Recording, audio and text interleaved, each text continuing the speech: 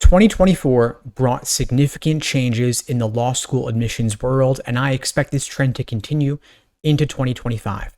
Today, I'll walk you through my predictions for the coming year and what they mean for you and your law school application process. First, for those who don't know me, my name is Steve Schwartz. I've been teaching the LSAT since 2005, and I personally increased my own LSAT score from a 152 to a 175. Now, in 2023, LSAT score medians at all the top 14 law schools ranged from 170 to 175, with Yale Law School at a median of 175. This year, they dropped 1 point to 174, but still the T14 are all at 170 and above. I predict that LSAT score medians will continue to maintain in that 170 to 174 range, possibly bump up a little bit. Next cycle, we'll see what happens. But regardless, the trend of LSAT score inflation is unlikely to reverse significantly, if at all. Several factors are contributing to LSAT score inflation, including more applicants achieving top LSAT scores. I suspect the primary driver here is that LSAC has become a lot more liberal in recent years about granting accommodations, particularly for extra time and extra breaks. All that you've got to do to get these accommodations is a doctor's note or documentation from a qualified professional like a psychiatrist, and you can get time and a half, double time, or even more time on the LSAT. Several years ago, LSAC was far too strict about granting accommodations. They only approved about 70% of requests. Now, by their own admission, they approve 98% of requests, which means it's easier than ever to qualify for those accommodations. And as a result of this, LSAT percentiles have changed significantly. It used to be that scoring 173 put you in the 99th percentile, but now you've got to get a 175 to be in the 99th percentile. And so you don't want to rely on LSAT score medians from several years back as a benchmark for what you'll need, because LSAT medians will likely continue to rise as more and more students get accommodations.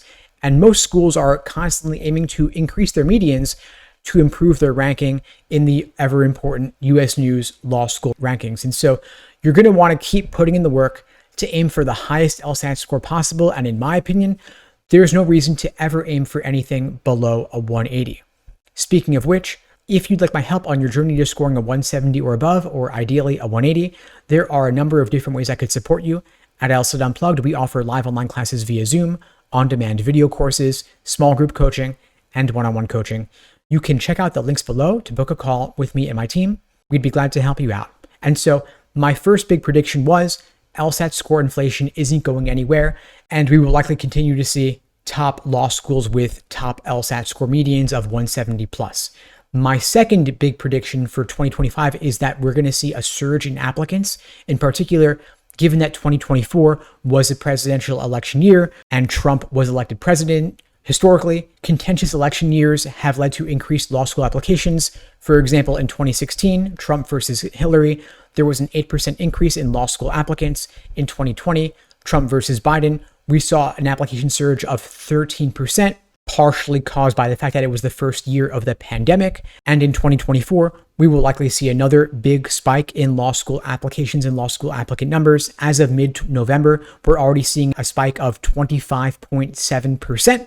This is not likely to hold throughout the cycle, though that percentage is going to drop significantly. It's unusually high year over year at this moment because of the fact that logic games were removed earlier this year. But regardless, 2024, we will see another similarly large spike of at least 8-10% or more, due to the fact that a lot of politically minded applicants see law as a way to make a difference. And a lot of law school applicants are galvanized by the fact that Trump was in the race and that, of course, he ended up being elected.